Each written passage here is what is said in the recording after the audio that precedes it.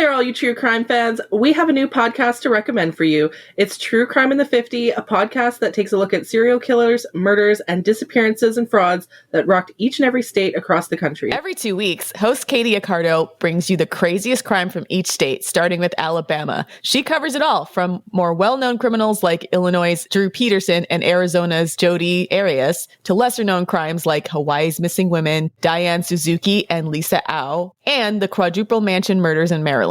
Or tune in to hear about the true crime epidemic of Montana's Indigenous women. If you like fraud cases, she's got those too. Listen to Iowa's huge hot lotto scammer Eddie Tipton or Florida's famous Miss Cleo and the Psychic Readers Network. True Crime in the 50 has something for everyone. So take a road trip across this country and check out the True Crime in 50 podcast, available on Apple Podcasts, Stitcher, Spotify, or wherever you get your podcasts. Hey Queens, are you ready to level up? Then join our Patreon at patreon.com/the female dating strategy, where you can find weekly bonus content and FDS commentary on all the latest pop culture, relationship, and dating news. If you just want to listen to the extra bonus content, we have the Lurker Mode tier on our Patreon. If you want merchandise, access to the private FDS Patreon Discord, which also includes a monthly book club with FDS and feminist-themed books, as well as FDS merchandise, t-shirts, mugs, and the opportunity to discuss topics with the FDS podcast queens live, as well as submit stories for our Rose to Scrote Queen and Gnosis discussions on the podcast itself. So if you'd like access to all this and more, visit our Patreon at patreon.com/the female dating strategy.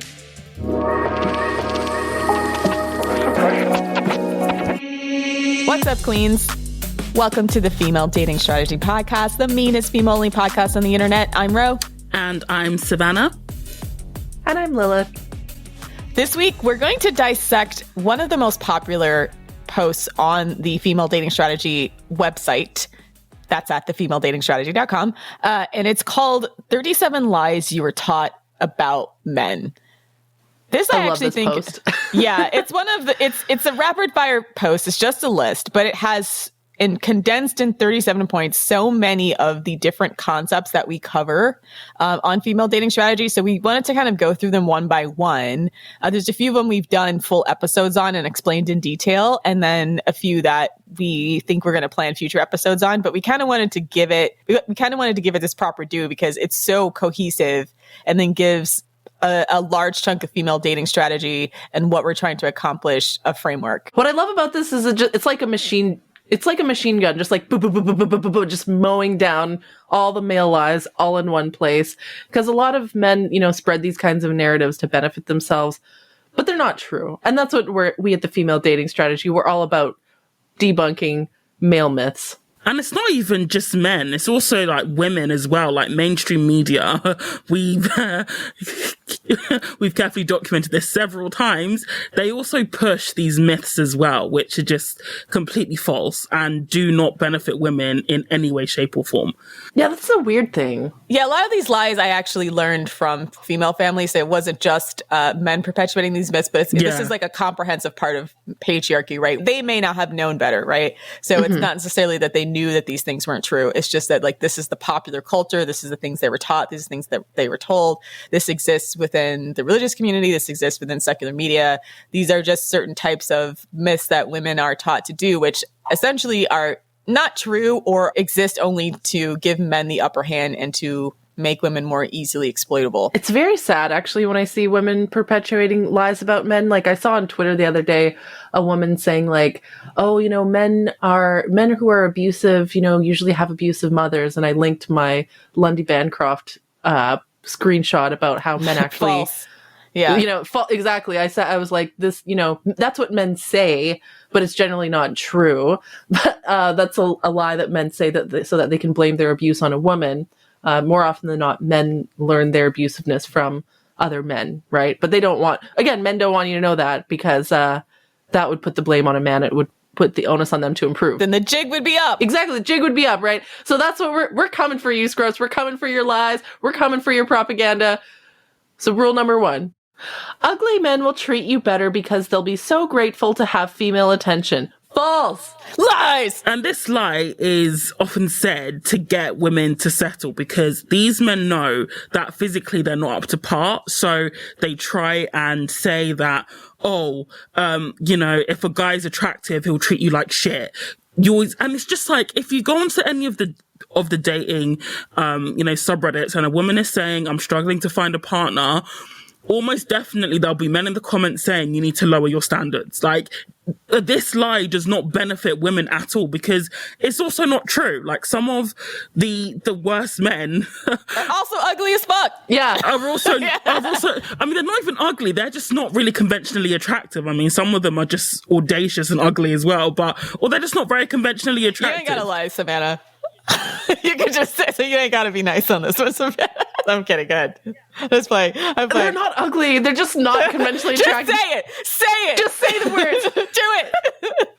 I unfortunately used to buy into this myth a lot because I think it was mostly like my own insecurity. I thought that like, if I'm dating a man who's, insecurity and also like buying into male propaganda where, I thought like, if I date a guy who's less attractive than me, then he'll appreciate me more or treat me better. And that's not fucking true. I find, if anything, some of the most abusive, most psychologically and emotionally abusive men are ugly men because they'll like try to break down your self-esteem slowly and surely so that instead of feeling like you're better than him, he wants to like bring you down to his level, right? Yeah. So like they do that on purpose so that you don't leave, right? So that you don't realize that you can do better. Ugly men hate women the most also because they feel rejected and they resent women for not giving them the attention that they feel that they're entitled to. And when they finally do find a woman who gives them attention, they psychologically break her down so that she never tries to leave. I strongly feel that ugly men started a petition to the government to disseminate the fact that they were sexually desirable partners through some kind of government psyop. That's my own. No, it's the manosphere. It's not a government psyop. It's just all the ugly guys got together and created the manosphere to help perpetuate that. No, this myth actually exists. This is a pre-manosphere myth. This is a myth that's been going on forever. This is like an old-timey myth, quite frankly, about how women need to lower their standards in the way that men look, because basically the idea is that in a patriarchy, women are required to make trade-offs in attraction if you need to get married to support yourself. I mean, we have like fairy tales to that effect, right? The propaganda has been never ending that, you should lower your standards. Look at that kind-hearted guy that's not the most attractive, but might have a good heart. And the idea is to get you to marry that guy so you can have some kind of security, even though you're not necessarily sexually attracted to him. But the problem is that in practice, because all men are indoctrinated into patriarchy, like they don't like this, not like men are consuming different media if they're ugly, if they're not ugly, or consuming different cultural tropes. They all think they're a Chad, right? Until they figure out through rejection that they're actually ugly. So, but even if they figure out they're actually ugly, you see how the incels act, right? Like they're still bitter, resentful. They want the government to come in and like split up women so they can have access to women. So the problem is cultural. It's the things that men learn, and those things that they learn don't discriminate by looks. And quite frankly, it's a crapshoot about what kinds of things men believe and see and do. And it's, based on their family upbringing as well as how much they consume culture. And so it could be very ugly men are very, very entitled, and men who are very, very attractive may be less entitled. Like it's not any type of distribution in the way that the manosphere likes to suggest. The manosphere is the one that tried to make it seem like it was just like some kind of simple formula to that effect. It's just so false. Yeah, like the way that men treat you is largely based on the upbringing that they got and not on their looks. So there are lots of men who are raised with mothers like Gail Dines, who raised them to respect women, and that could be regardless of their looks. So, and also my experience as well, like the more attractive men I've come across, like they've actually treated me a lot better than the less attractive ones. Because, this is a very, very small sample size. Like, I'm not saying that attractive men can't be dickheads. They absolutely can. But I find, in my experience, that the more attractive men, they also knew how to speak to women. Yeah, because they talk to more women. It's because they talk to more women. Yeah, these unattractive men, they often don't know how to speak to women. They're very socially awkward. And then because they then start blaming women for ignoring them, like it's essentially just a loop of extremely negative feedback for them, which basically fuels their entitlement and hatred of women. Whereas the more attractive men, because they come across more women, they actually know how to speak to women as well. Yeah. So that's just my very anecdotal experience. And the patriarchy would also have you believe that you can't have both. You can't have a guy you're genuinely attracted to and who treats you well. And again, it's not true. It might take you longer to find such a man, but they do exist. In my experience, the guys that are very mid are the ones that are most insecure. They're not ugly, but they're not hot either. But those are the guys that I've been blindsided several times as far as them actually being players, because I just sort of thought they were normal guys. But then you realize underneath there, they're trying to be like the handsome guys and feel like they get a lot of attention for women. So they're almost, in some respects, more likely to engage in manipulative tactics. So it's Yeah. I'm more suspicious of like midway attractive men than I am suspicious of attractive men. Yeah, there's some ugly guys who just own it. They just like, I do know a few men like that where like they know they're ugly and they just accept that and just, you know, and they don't hate women. Some guys are just like that, you know, they're just like, I guess I'm just going to be an incel, like whatever kind of thing. Or they just learn how to be friends with women and they attract women through friendship groups. Yeah. Every woman's not equally beautiful either, right? Like there's plenty of people who are not the most attractive people who find love, and it's fine. It's just you have to learn pro-social skills. Very true. It's a little harder, but pro-social skills become a little bit more important. But it doesn't mean that these guys inherently treat women better. I want to rant real quick about how men often say, and I see this all the time on Twitter, men often act like, throwback to what Savannah said earlier about how men act like it's impossible to have a guy who both is attractive and treats you well.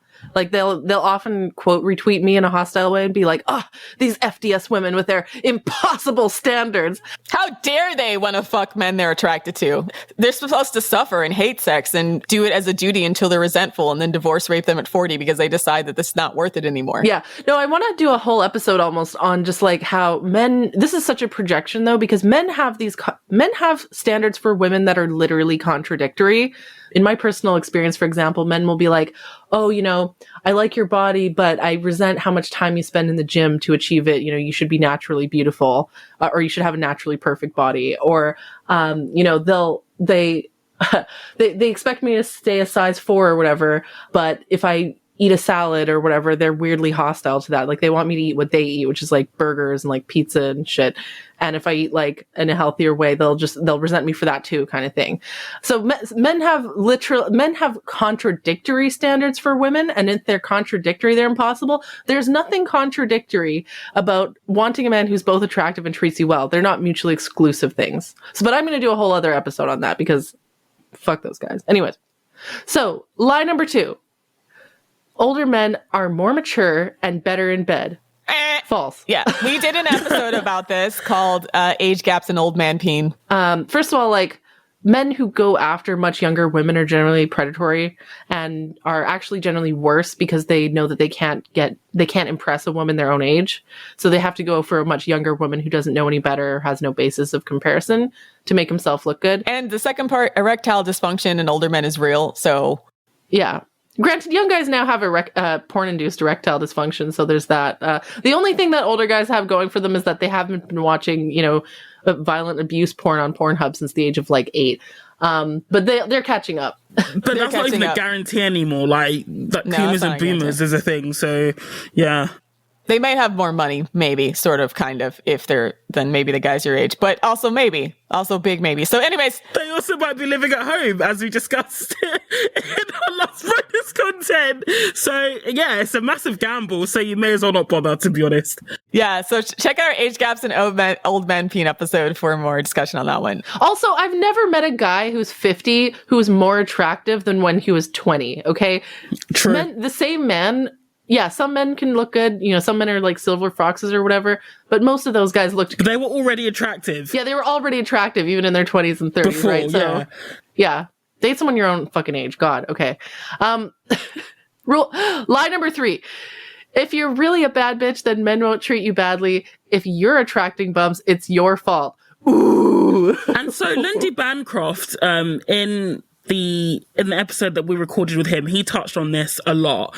And he basically said that the reason why so many women end up with, you know, bad and abusive men is because there are so many bad and abusive men. It's not something that the individual woman is doing. It's just because there are so many shitty men out there. This is a victim blaming tactic by men to say that if you're being abused, it's automatically your fault for picking these guys. But I think this is actually in the Patreon part of the episode. But like you said, a lot of these behaviors are cultural. I just kind of started a tweet about conflict that's going on right now in Afghanistan, because a lot of Muslim women there are choosing not to wear the hijab. And so basically the scrotes are stroking out and trying to murder them and run up in the house, etc. So is it their fault because they're picking the bad guys? No, it's just that the entire culture has created a very, very hostile environment such that if you date at all, you're going to be very likely to pick a guy who believes these things. And that's why for women, the change when it comes to our dating pool has to happen on the cultural level. It's not as individualist as it is for men. Whereas like if they're failing, generally they're failing because they personally suck.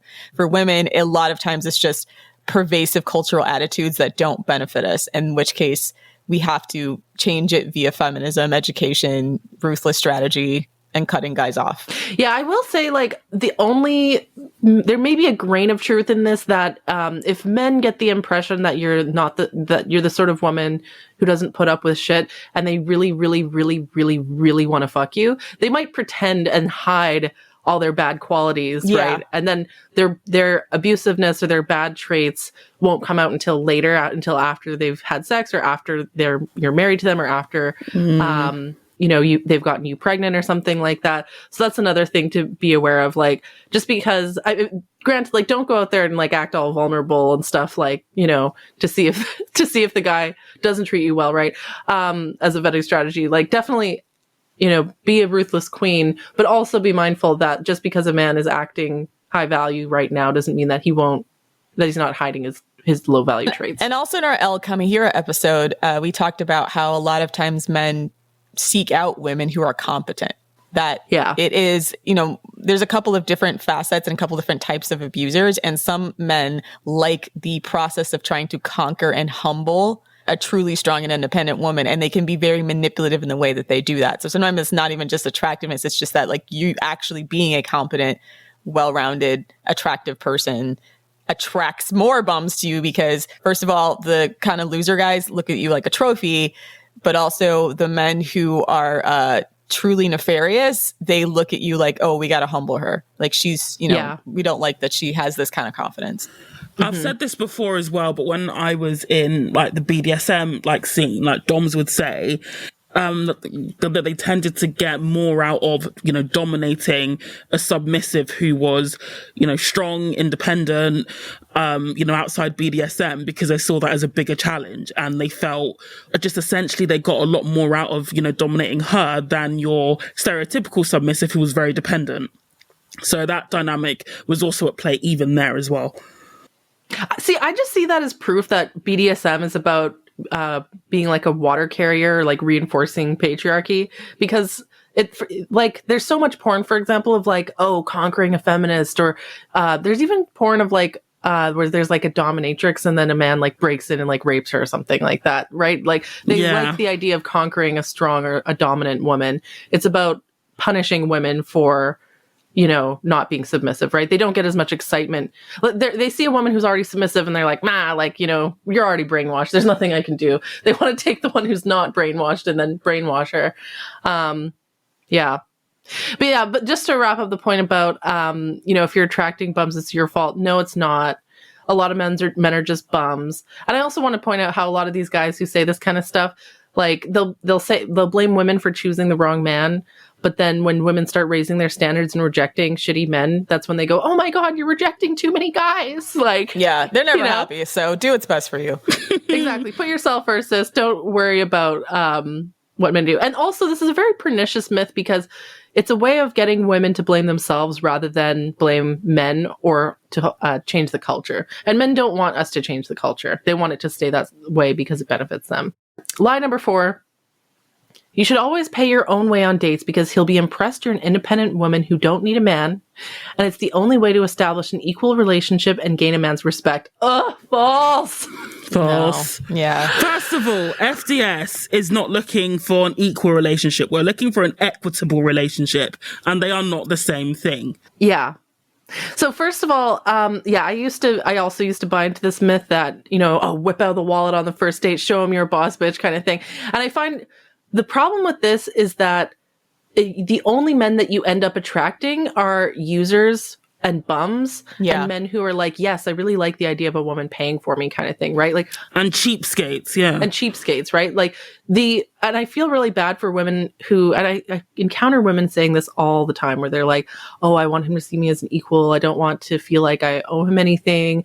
And it's like, no, when you pay on a date, sis, like he doesn't see you as an equal. He sees you as a sucker. Yeah. Okay. Like actual high value men, like the sort of men you want to date, they'll either be like, kind of neutral about it, but they'll either be like not that impressed or like kind of neutral, or sometimes they'll even be a little bit uncomfortable by that. Like some men, like they take pride in being generous and in paying for the woman, and if she whips out the wallet, it's seen as like some men will see that as almost like emasculating or something, which is also maybe a yellow flag, but But I think this is one of those pervasive cultural myths that was a product of second wave feminism and kind of continues because the general push with feminism has been, too much to our disapproval. Chagrin. To our disapproval is that the way to establish equality is to divorce yourself from the idea that there are sex differences.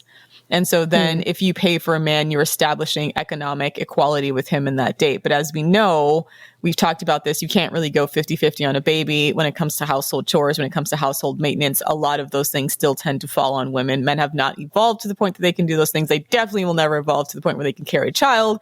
So at this point, you have to seek out a situation that's equitable for you instead of trying to focus on equality. And furthermore, because of the fact that a lot of women were doing this, the red pill scrotes figured out, oh, I can go on a bunch of cheap dates. I can plate multiple women. I can plate a lot of women because it doesn't cost them anything anymore. The idea is to make your dates to make going out with you costly enough that a man who, like a guy who's like a West End Caleb, check Twitter for that. A guy who is like simply seeking cheap sex and simply seeking a lot of dates won't be able to go through you because it'll cost him too much to do that. Like, he'll have to be way more strategic about the women that he targets that he's genuinely interested in. Where right now, these guys can just go and swipe right on everything. And then if you pay for everything, or you pay for him, and some of these red pill guys are having women pay for them, then it doesn't cost them anything. They can do this in perpetuity, and they're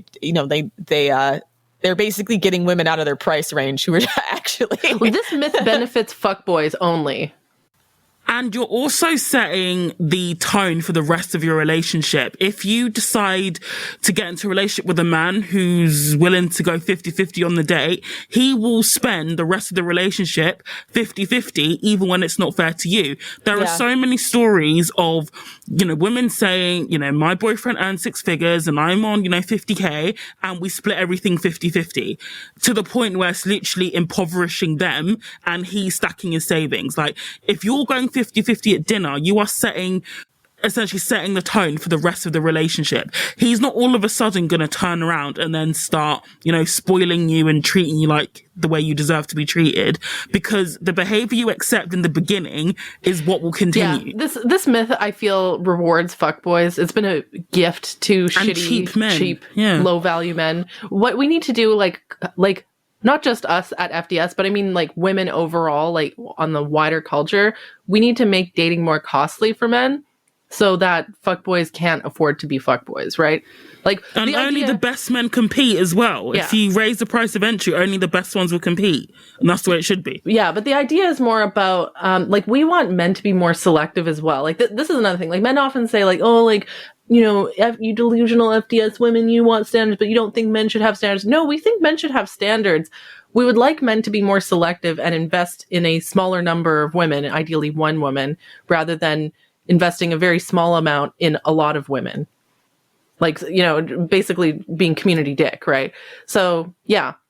That's why dating should be costly to men. It's something that they want, and if it's costly to them, they'll limit the number of women they fuck around with. Okay. 5. Bringing up the fact that you're looking for a committed relationship early will scare them away, so it's better to play it cool. I don't know where that myth came from, but I distinctly remember a lot of dating coaches advising that, like, oh, never come on too strong, like you're looking for a serious relationship because it seems like you don't have any options, et cetera, et cetera. And there's a way to communicate that you're looking for something serious without being like, a downer. Yeah, without being a downer or like acting like you don't have options. And also, quite frankly, I don't know why people seem to think that it's women's responsibility to trick men into relationships. Yeah. That also seems like maybe a boomer era thing where it was like, you would always see well, at least I don't know where it came from, but I just remember seeing a lot of like holiday like gift cards at the store, or like magnets and bumper stickers, and it would always be some woman like dragging her husband to the aisle. Yeah. Down the altar. Or to the altar. Dragging your husband down the aisle to the altar to get married. So I feel like this is like leftover boomer humor. Maybe. I don't know. I do think so there's a grain of truth in this, in that generally speaking, the less interested person in the relationship has more power. And so my FDS like angle on this is, first of all, like, don't like throw yourself at men, like don't chase men either. Right. So, but it's okay to make it clear that you want something serious and that you're not going to just like have sex on the first date, or that you're not going to like, you're not down with friends with benefits, that kind of stuff. Like, yeah, in hindsight, this is probably just an extension of cool girling now that I'm thinking about it. Yeah, it's like, it's because of the entire like sex positive casual sex hookup culture thing, it became uncool to say you're looking for a committed relationship up front. You were supposed to be cool with having sex and hooking up and then seeing where things go. Yeah. Because you were like you're being desperate or clingy or needy, or yeah. If you require any type of commitment before having sex with someone. Yeah, that's why my FDS advice, or my FDS spin on this, would be like, okay, the other thing is, for some men, if you tell them early on that you want a relationship, they'll pretend to be like they'll say all the things that you want to hear. They'll future fake with you. They'll pretend to be a great boyfriend right up until they have sex with you, and then they'll ghost after. So what I personally do when I'm dating is I keep in mind my goal, that I want a relationship. But I just don't throw myself at the man. I let him kind of come to me. And that puts you in the position of power, rather than with a lot of women who say, I'm looking for a committed relationship. Don't hurt me. I'm not here to play games. And then what happens is like, oh, the fuckboys think she's here to play games. Yeah. Right? Like, I'm here to play games with her, or it's going to be fun to do that. I think the idea is that, again, if you make it somewhat costly to get to you, even if he turns out to be a fuckboy later, like you think he's all in the relationship and then he eventually ghosts you, that's still vastly better than like having sex on his mattress on the floor after a drunken night at the bar, and then you just wake up feeling cheap and gross and the guy's ignoring you right from now on. Like, at least make him put some kind of effort up front. So I think sometimes signaling that you are more interested in a committed relationship forces him to realize he's going to have to put some effort in to have sex with you, rather than the alternative, which is just cheap sex. Unless you're looking for cheap sex, in which case listen to our casual sex episode. So like, no, but my strategy is to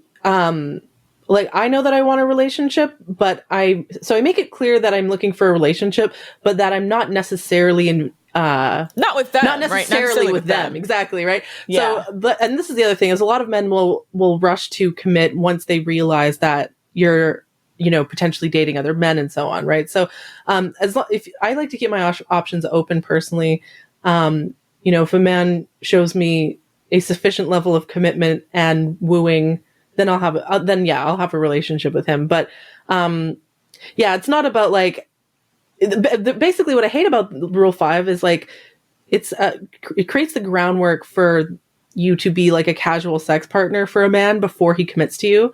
And so if you just, as a personal rule, don't have sex with men unless you're in a committed relationship with them, then that will sets a boundary. It sets a boundary, and it motivates them to commit to you more. And you can decide at any point you don't want a committed relationship with them, and you've still gotten the benefit of them believing you might. So then they start to invest in you and take you out or treat you nice, maybe nicer than they would a hookup. So that's the other reason. Lie number 6. A man should be able to expect sex after the first or after the third date. No. I have to say this before FDS, I had actually internalized this concept to the point where I would actually get enormous anxiety at the thought of having a third date with a man, because I thought, oh, if we have a third date, that means I have to have sex with him. Like it felt like something that wasn't optional. Yeah, or like he would start to expect sex and that I was being unreasonable if I didn't want to have sex with a person after a third date. And a lot of the third, I cannot remember again where did the 3-date rule come to be. I think it's once again one of those things that men just asserted, and then libfem media like fell all over itself to be the cool girls and say like it's unreasonable, you know, if you don't know after the third date if you want to have sex with some guy. And like I think the third date is actually way too soon to know if you want to have sex with someone. Yeah, like I think it's a deliberate male psyop because it's so easy to pretend to be a good person for 3 dates. And I think it's also just a way of men being like, okay, I'm going to put a cap on this. Like, you can't expect me to spend more time. And, you know, it's a man's way of like assuring that they can get sex with minimal investment. It's like, this is a cap on how much I'm willing to invest in you before you fuck me kind of thing. And when you look at like relationship advice forums on Reddit, they all act like it's unreasonable for women to not know if they want to have sex with a guy after a third date. It's like, oh, well, you can't be surprised if he moves on, et cetera, and like that if you don't know right away that you're the problem. Yeah, exactly. And these myths also stack up. If you think of the myth that says, you know, if you pay 50-50, you're a strong, independent woman. And then, you know, this myth that says if you have to sleep with him, you know, by the third date. You know, what does it circle back to? Increasing, like men's access to women. That's essentially what it circles back to, which is the bedrock of patriarchy. And you're essentially susceptible to fuckboys who basically want a free prostitute. I remember FGS used to get really, really slammed for using that term a lot, but that's essentially what a lot of these men are looking for, is just a free prostitute. Yeah, exactly. They're not looking for a relationship. They're not looking for emotional intimacy. And also, here's the thing. It is possible to, like, here's the thing. I could, like, know that I want to have sex with the guy on the third date and still want to wait just because I want to vet him more. Right? Yeah. And also, I like the anticipation as well. I like the build-up. It's not all about the end result as well. There's also that, too. It's also possible to be intimate with somebody without having sex with them. Yeah. Like, here's the thing, like, generally, within the first, like, 15 minutes of meeting a guy, I already know in my head whether I think he's fuckable or not. You know, but from that, the purpose of the dates is to find out if he's the sort of person that, is basically a way of making him invest. Because I'm just the sort of person, like, I know that if we talked about this in the casual sex episode, I get emotionally attached during sex. I don't want to get attached to someone who's not in it for the long haul, or who doesn't really care about me, or who sees me as a sex object, or who's going to do fucked up porny shit to me. I know that I can't handle that, right? So the purpose of the vetting is to make sure that he's not like that before I'm naked in bed with him.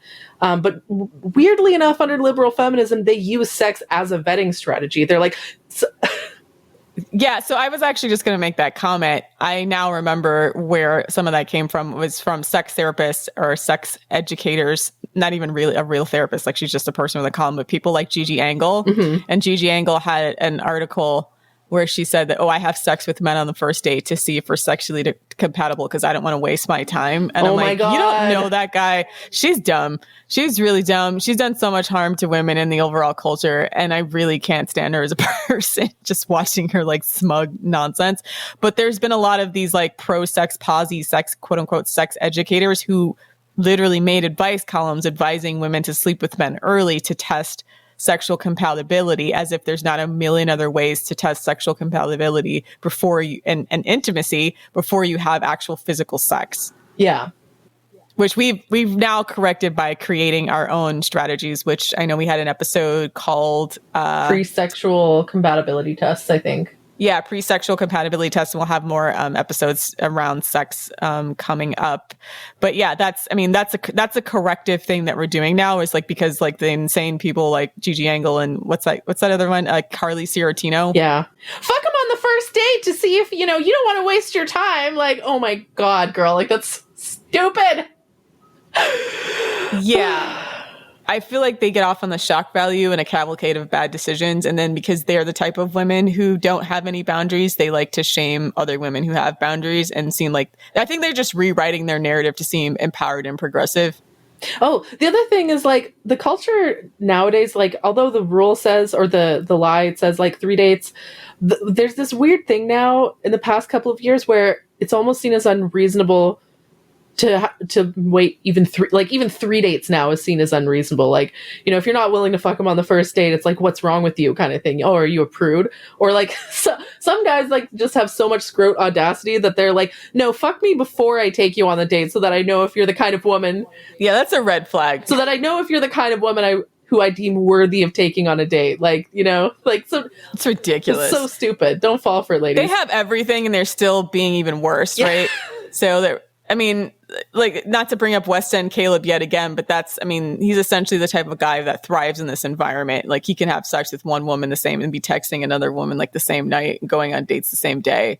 So, and that's because you haven't made it costly enough to go on each date for him to actually invest in each date. And also a lot of women are having sex with these guys before they really know them. So then they're finding out that he's a shitty person, which honestly you could have found out in just a couple more dates. Yeah. But since the pressure is to have sex very, very early, you're not getting the information you need to deem if he's worthy of your vagina. Exactly. Understand your vagina is so valuable and it is like a gift. Like, pussy is a gift to men. Understand the value and the power in that. I know that like liberal feminists like pussy is a privilege. Yep, it is a privilege. Okay. Weirdly like liberal feminists like devalue the value of women's, you know, sexuality. I really hate that. Understand that the greatest thing you can ever do to a guy is fuck him. So, like, the greatest thing that a man can ever experience with a woman is sex. Like, literally, like in biology, like every single male of every single species, the entire reason why they exist and do what they do is to compete with each other to try and pass on their genes. Like, they literally live their entire life to try to fuck. And yeah, like, it's the same with humans. Like, don't give that up too easily. Yeah, I'm like, animals are pickier than humans are being encouraged to be. It's embarrassing, really. It is, honestly. I'm like, female animals don't fuck a lot of males right away. Sometimes they do, but a lot of times, like, these guys have to do they have to try multiple times. Birds especially. Yeah. If you look at peacocks, right, the male is like parading his ass out just to get the attention of women. And he's still, like the female peacock, and he still gets aired. Like, honestly, like look up how many male birds peacocks get swerved after they, like bowerbird. Look at and how bowerbirds. they mate. Yeah. Even like the Japanese white-eyed bird, I follow these birds on Instagram. They're such cute little birds, but they're monogamous as well. So if they find a male that doesn't preen them, so basically like, I think they do like something with their feathers, which is preening, they go and find another bird to do it for them, who does a better job. And I'm just like, honestly, so many women could learn from Japanese white-eyed birds. Like, there was this one, she was called Princess Bibi. She was an absolute queen. And she like dumped her boyfriend when he stopped like preening her properly for a younger bird who did it better. And I'm just like, you go, girl. You go, girl. She literally dumped him. And they were all like, I mean, they were all raised by the same owner. So you literally saw like the dumped bird like in the corner. And she was with her new boyfriend, like all snuggled up in bed. I was like, yes, you go, girl. Queen. This is the power men want to take away from you. Yeah. Queen. Even fucking birds get it. Like, even birds get it. So there's no reason why we can't. Yeah. Or lie 7.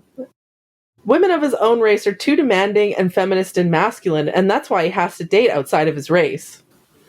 So we just did an episode on that one. Yeah. Listen to our episode on racial fetishization because... and colorism. It's called Scamming and Solidarity. Colorism and racial fetishization, combating those things. So yeah, like I mean, white men, they'll like kind of take me for granted. They won't like say this stuff to my face, but I see these kinds of narratives all the time on the internet about men complaining about white women or Western women being too demanding or too entitled or too feminist or whatever, and how they want to go to Asia or Eastern Europe to find a submissive trad wife. I mean, my own fucking father did that. Found an Asian woman half his age. Less than half his age. She's only like a few years older than me. That's the fucked up thing. Like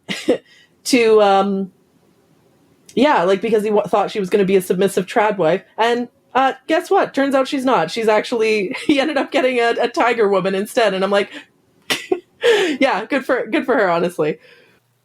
Yeah, I think that's enough said on that one. Cool. So listen to that episode because we go into detail about racial fetishization. 8, it doesn't matter when you have sex with a man. If he likes you, he'll treat you the same. So first of all, I will say that if a man is shitty to you because you had sex with him on the first date, guaranteed he's going to be shitty to you later, even if you make him wait. Because those kinds of men, they have the kind of like Madonna whore complex. And even if he treats you well, he probably also treats other women badly, like who don't make him wait. Like these kinds of guys are usually slut shamers and look down on women who he deems to be like too loose. And so I personally would not want to date a man, even if he treats me well and respects me because I made him wait. If he doesn't respect other women, I wouldn't trust him. Yeah, I mean, there's plenty of men that will treat you differently. And those are guys that you would want to weed out. But then there's also men who... Like, there's ways of avoiding them without having sex with them. Like, this is another thing exactly. Where, like, lib femmes be like, fuck him on the first date to see if he's the kind of guy to slut shame you. And it's like, there's other ways of vetting that. I don't understand why they do that. Why are they so, like... self-destructive like that?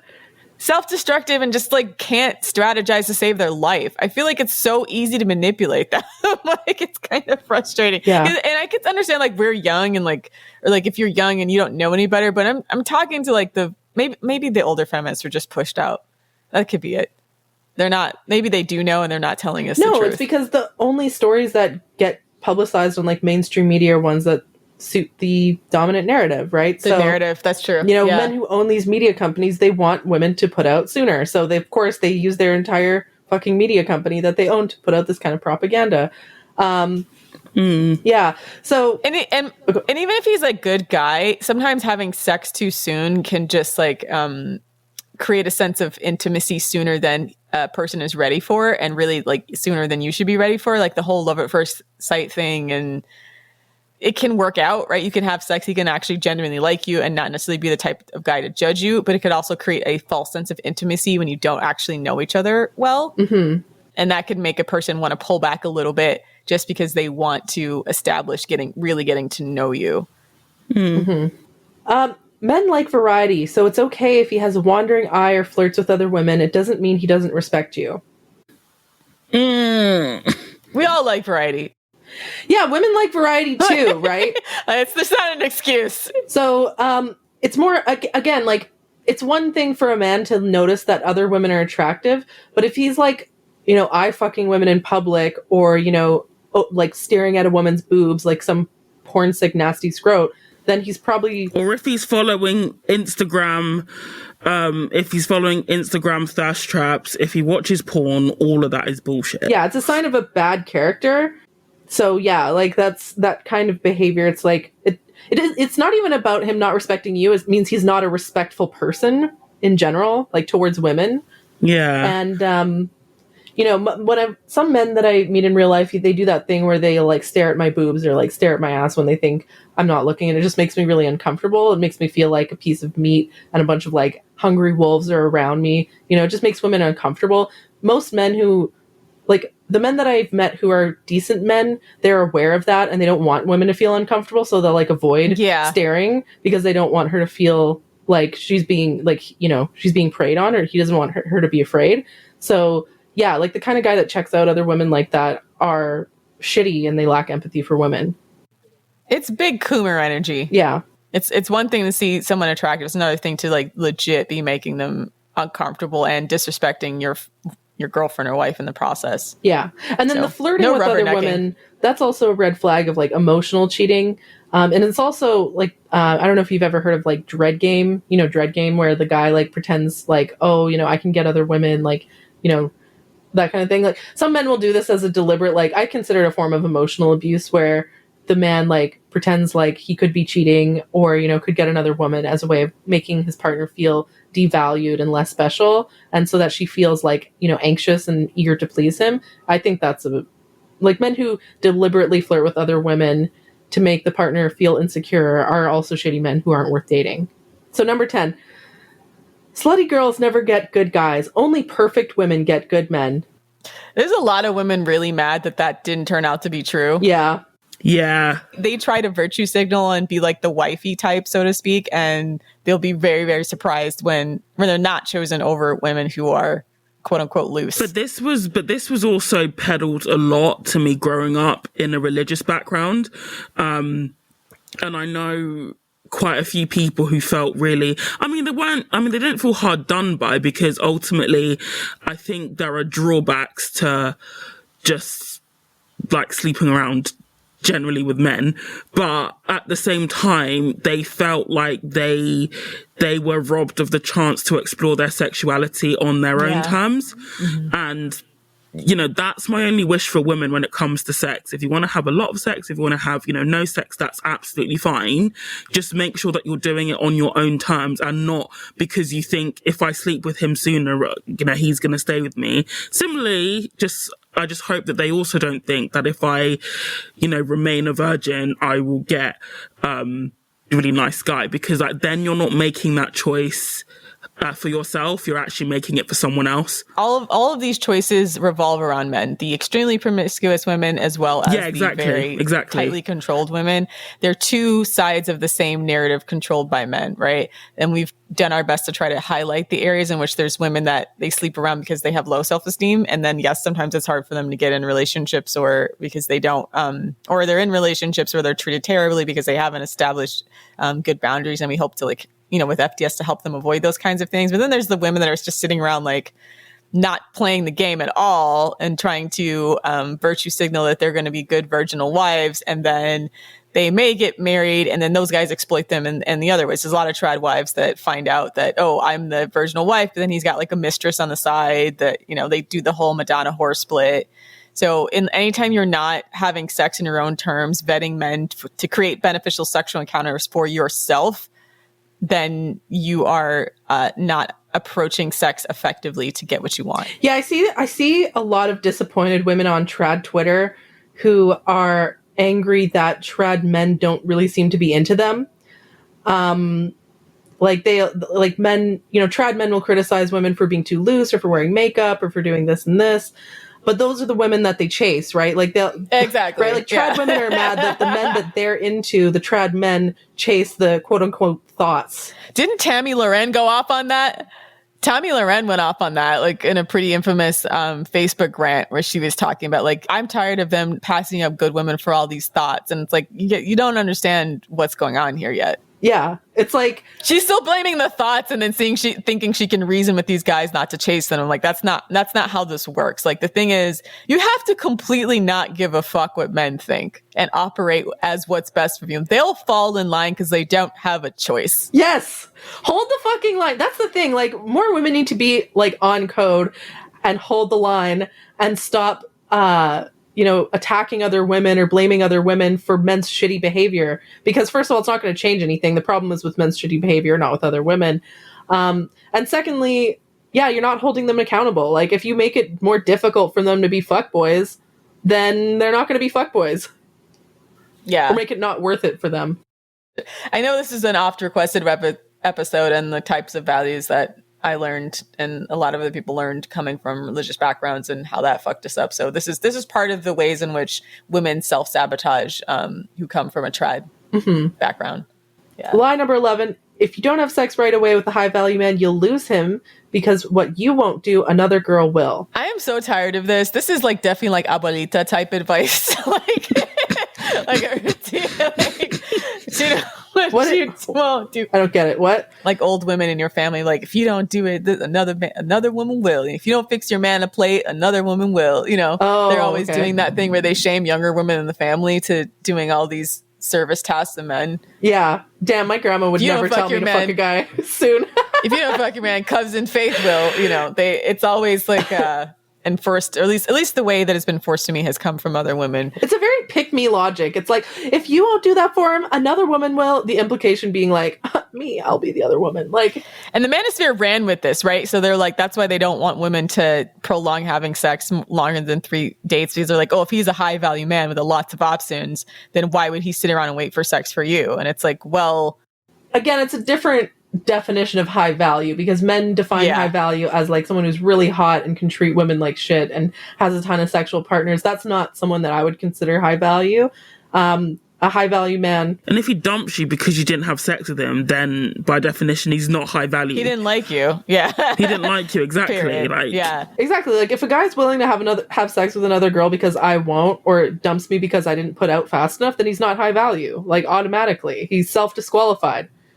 Sometimes the trash takes itself out. And I think a lot of these guys, especially because we've talked about, I don't know, actually, did we talk about on this podcast? We talked about athletes or like other guys that people would perceive to be high value men, and the difference between like how they treat women they're interested in versus like the cavalcade of women that they can have sex with. Like you're going to be doing the exact same thing all the rest of the women who are trying to have sex with them are doing, which is like putting out really soon, hoping it'll hook him, and it won't. Right? Yeah, because there's all these other women doing that. Like, yeah. And so often you'll see these guys, like they'll get with women that like weren't doing, they've been chasing, right? Like they're the ones that reached out to them on Instagram, or they're women that they knew from, high school or something like that, or college that they went to the league with. So it's women they already built a relationship with. And generally it's them still putting in the effort to talk to the women that they eventually end up in relationships with. So believe it or not, even with like these guys that still have a lot of sexual options, they don't inherently respect those options more than the women who wait. Yeah. But it's really hard to tell that on the outside because you think, well, why would I wait? Why would he wait for me, et cetera, et cetera. But no, it's like the guys, if they want a woman, they will wait for her. That's just the way every man is like that. I actually want to tell a personal experience about this. So some men, not only will they wait more than 3 dates, the guy I'm seeing right now, well, we're kind of like, it's not like official yet, but we're kind of like, we've been on dates and stuff. He's actually been my friend for 3 years. And we used to be work rivals originally, but then we became friends. So it's like a enemies to friends to lovers story. I don't know. But no, like we've known each other for 3 years. And I know this guy's been in love with me for 3 years. And we didn't get together because like either I'd be in a relationship or he'd be in a relationship, or, we were working together originally and stuff. So, yeah, but the men who are like really, really, really, really, really into you, they will wait 3 years. And for me, hell yeah, there's nothing more to me, there's no greater feeling than being with someone who loves you more than you love them. Like I do like him. Like he's a good man. He's a good guy. He's my friend. But I like that he's like really in love with me. I just makes me feel good, It makes me feel safe. I don't like the feeling of like, feeling like, oh, I have to put out with him soon so that in order for him to like me, because that implies like that you like him more than he likes you. And I don't like that. I don't like feeling like I don't have as much power in the relationship. So number 12, and this is the last one we'll do before, this is going to be a 3-part series. But this is the last one for this episode, which is line number 12. Losing your virginity is a magical experience that will change your life forever.